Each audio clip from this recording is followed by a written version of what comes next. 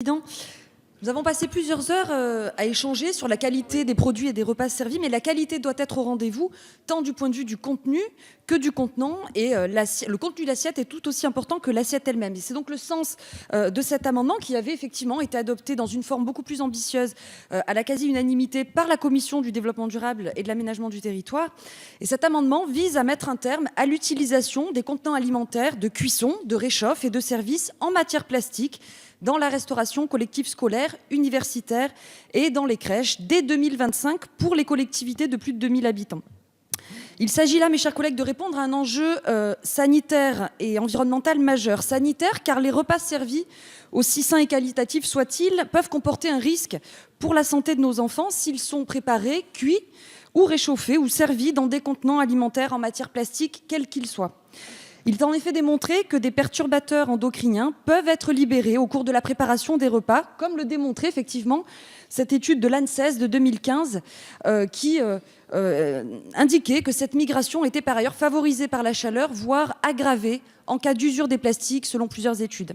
Certains services de l'État ont d'ores et déjà introduit ce principe de précaution, comme l'Agence régionale de santé de Nouvelle-Aquitaine, qui recommande dans son guide de privilégier pour la cuisson, la remise en température et le service le retour à des matériaux inertes tels que le verre, l'inox ou la porcelaine, mais demain peut-être aurons-nous des matériaux plus innovants. Il est donc urgent de se prémunir des risques potentiels liés à l'utilisation alimentaire du plastique, et il est de notre responsabilité d'introduire un principe de précaution dans cette loi pour nos plus jeunes générations. Au-delà de la dimension sanitaire que je viens d'évoquer, cet amendement poursuit évidemment un objectif et une ambition environnementale évidente, dans la lignée des objectifs fixés par la feuille de route pour l'économie circulaire, qui prévoit la réduction de 50% des déchets mis en décharge à l'horizon 2025, déchets plastiques évidemment. Concernant l'impact et le coût induit par ces changements sur lesquels nous avions échangé dans le cadre de la Commission des affaires économiques, ils ont été pris en compte. Nous avons évidemment